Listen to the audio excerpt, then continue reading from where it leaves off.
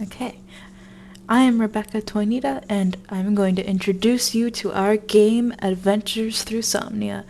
Walk through the gate within yourself and find what was lost in the graveyard of your subconscious. Scattered amongst the cosmos and smothered beneath the weight of fear, gain back the pieces to the puzzle of your past. Forlorn child, your mind is not easy to conquer, but only you can break the enigma and defeat your demons. Remember, your enemy may just be yourself.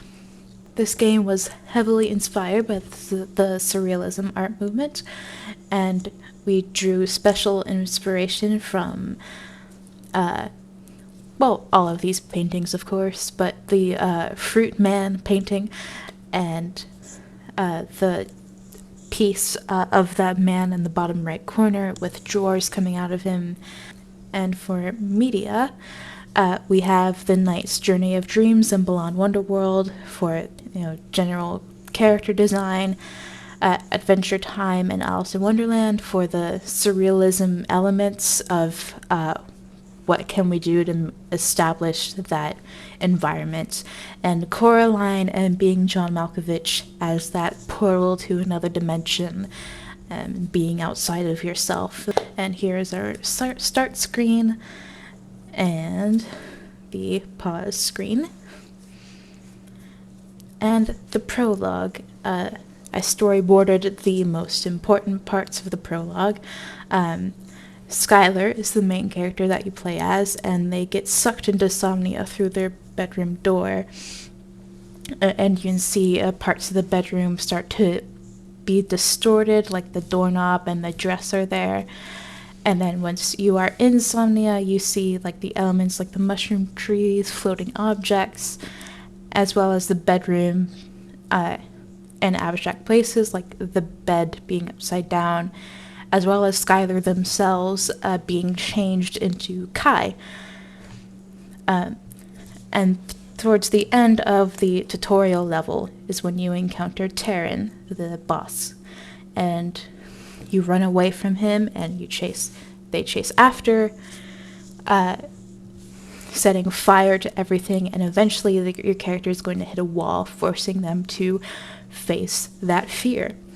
And you do that by grabbing the tongue that is dripping down from the ghastly visage and pull out a dog's head from that flaming wolf ghost. Mechanics, platforming is one of the main things.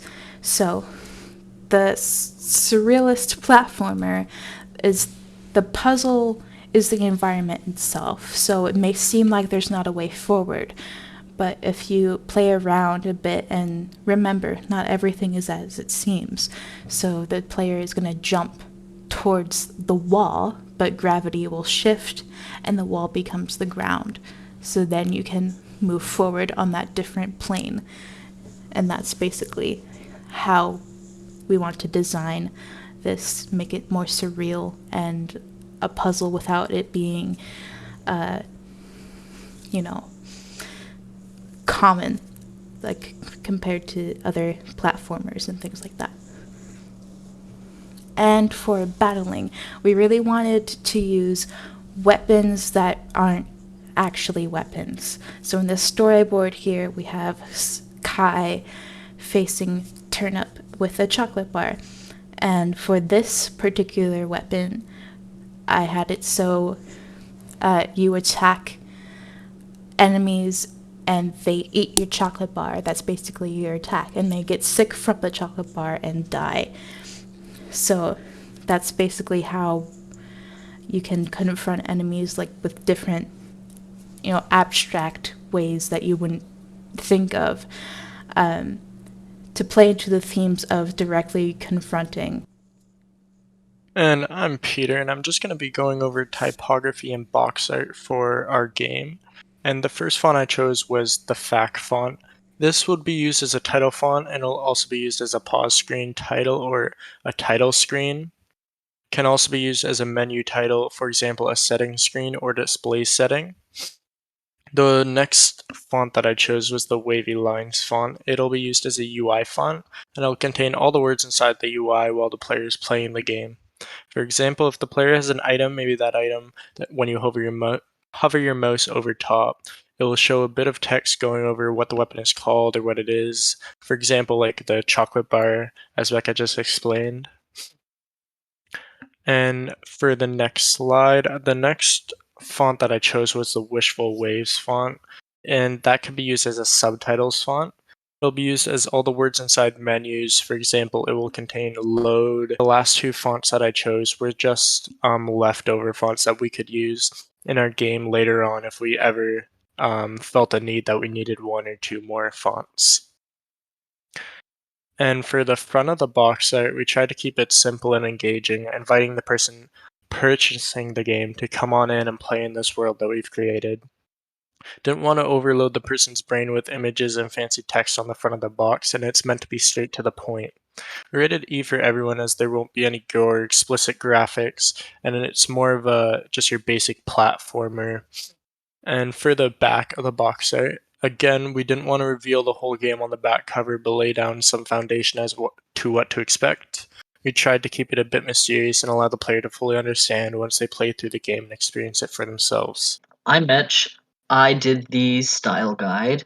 For the environment, I chose more of a cooler tone palette using what I associate to be dreamlike colors.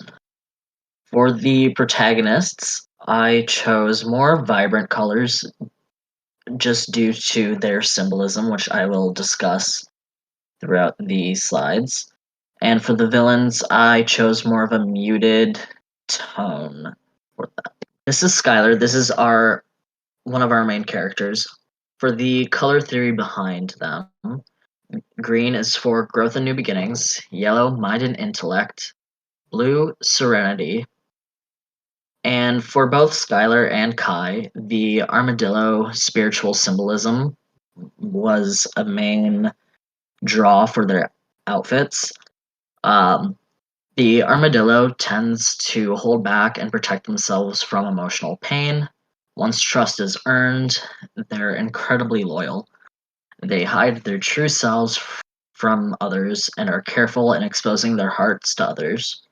An armadillo in a dream represents old secrets and truths rising to the surface. Designed to be more of an androgynous character, and Skylar's intended to appear youthful or childlike. For the first environment, the backdrop is a dreamy haze using those purples and pink tones, and the mushrooms and fungi used along the edge of the platform are grayscale. So once that the characters are placed, it pops out. For Kai, the color theory behind them is red for love, passion, and danger, black, power, elegance, and mystery, yellow, mind and intellect. Again, reference to the armadillo as the spirit animal, a more masculinized androgynous character. For the other environment, the backdrop and sky are the green-blue colors. The buildings in the background are mirror shapes with unaligned windows, kind of giving a slight checkerboard effect, which is somewhat seen in surrealism. There's a slight gradient applied to form more contrast, as well as the floating platform. Terran is the main villain of this game. The color theory behind him is blue for coldness and unfriendliness, orange for rudeness and frivolity, purple for conceit and corruption. Somewhat representative of a wisp, and the torso is inspired by this surrealist painting here. Use of shapes to give an obscure definition within the building, so it's more geometric. As for Turnup, who is a general villain for the game, the color theory behind him is green for grief and stagnation, red, danger-bearing emotions, and brown for numbness. It is inspired by this painting here, Although it's not directly a surrealist painting, it inspired the wave of surrealists. Also, this character is named Turnup to invoke obscurity. I'm Caleb. I'm the one who made all the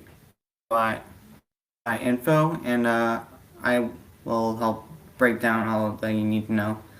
So for the mental stability, it basically works like mana, as it shows on the upper left corner, right underneath the lives, where it's right by the cloud, as you can see on the upper left. And just underneath the mental stability bar is the currency. And on the top right corner is the minimap. If the player dies in the battle, they will lose a life. Once the life reaches 0, either the game is restarts or you respawn at the last checkpoint. The mental stability is used once the player has a weapon in their hand or in their inventory. Weapons can only be used once the players have reached full mental stability. Once all mental stability is lost, the weapon is destroyed. Currency can be used in shops or on items to refill their lives, mental stability, or increase the mental stability bar. Maps can be used to show the area between checkpoints. The contacts pop-up will be used during and after the tutorial. Once the tutorial is complete, the player will be prompted to select X on the clock to activate a cutscene. This cutscene will unlock the new area, and the dialogue pops up in-game and in-shop.